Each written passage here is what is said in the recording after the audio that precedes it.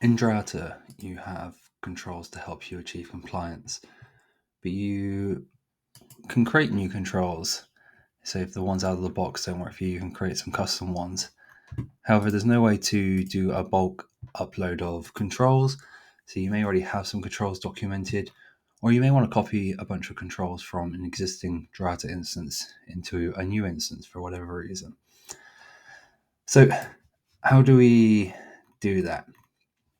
Well, today I'm going to show you how we can bulk upload those controls, and we're going to call those controls CSV. So if I just search for CSV in my current controls, we can see that I don't have any existing controls.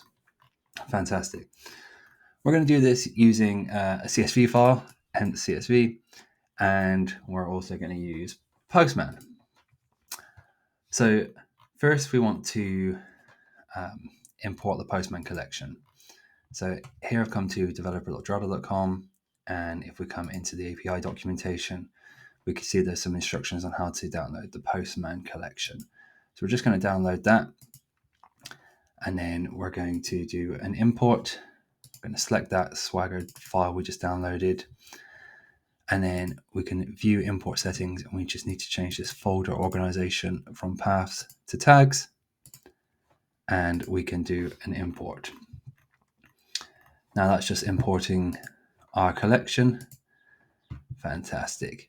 Now we're actually going to be using this add a new control to the account as our base. But you can see if we look at authorization, we've got a bearer token and a base URL. We need to set those. So I'm just going to create a new environment. We're just going to give that name of Drata, and then we're just going to set the two variables we're going to be using, which are our base URL and our bearer token. Now our base URL, if we come back to Drata, we can see this base URL here. So I'm currently on a North American instance, so we're going to use this one. If we were on a European instance, we would use this base URL. So we're just going to set that value, and then we can set the bearer token. Now to set the bearer token, we need to come into our settings, and we need to come to API keys, and then we just need to create an API key. So I'm going to create a key, and we're going to call this CSV upload. We can set an expiration date or set it to never expire or custom. And then for the sake of this, I'm just going to grant it all scopes, read and write. But in reality, we just need write access to add controls. So I'm going to add that. We're going to copy this token and paste it back into Postman. So we now have that, and we can confirm and we can store that.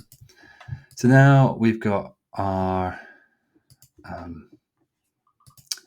environment. We're just going to save that. We're going to come back into our collection, and we're actually going to create a new request. So I'm going to use this as the base, but we're not actually going to use that. So we're just going to duplicate this request, and then we're going to rename that. So for the sake of this, I'm going to call this CSV controls, and that's done. Now we need to change some things here. So we've got the base URL, we've got our bearer token set. We need to set the workspace. Now in my instance, we can see I don't have any workspaces set. So that's going to be the default, which is 1. So we're just going to update that and call that 1. Again, let's just save this. Now we need to set the body.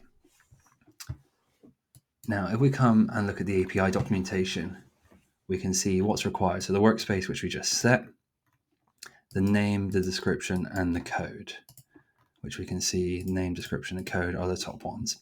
The rest of these are all optional. So let's create the CSV file for those. Now I'm going to use Google Sheets. So we're going to do this, and then let's call this Google Sheet upload controls CSV. And then I'm just going to give it, we're going to use the same naming format. So I'm just going to give some headers. So we're going to have a name,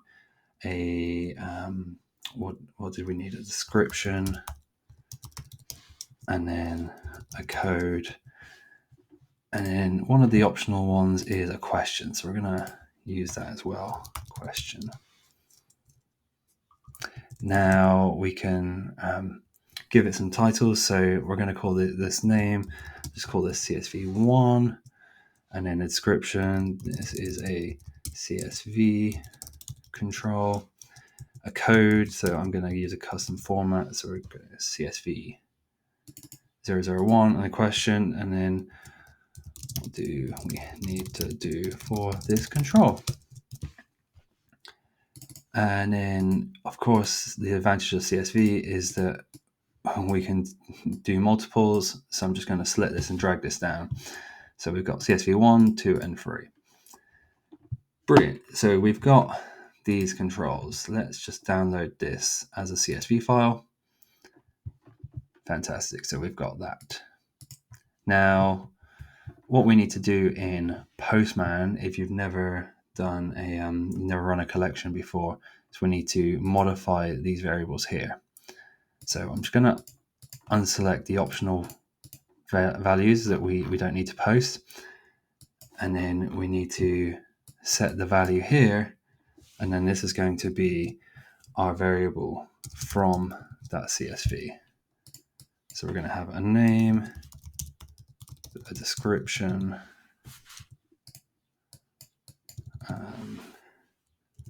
we'll call this one code,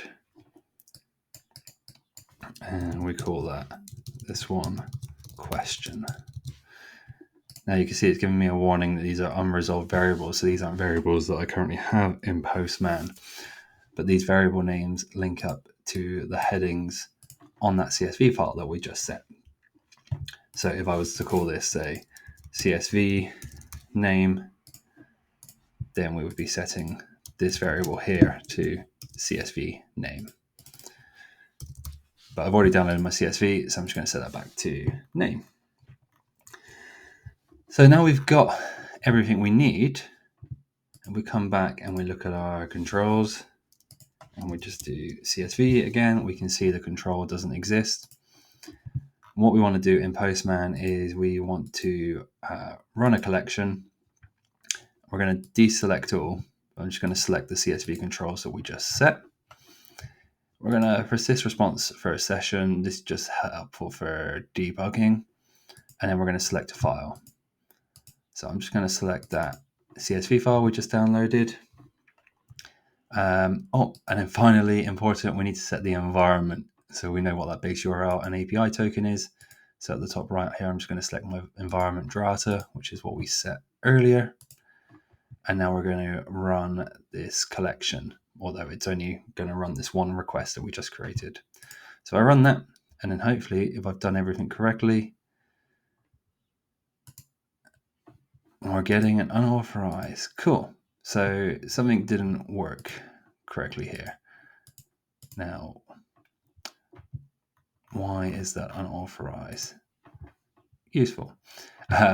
So what we can do is we can just test this. So I'm going to set this value as so set to bearer token. We set our environment token, and then if we come back to the body, we're just going to give this a name. So call it Postman 1.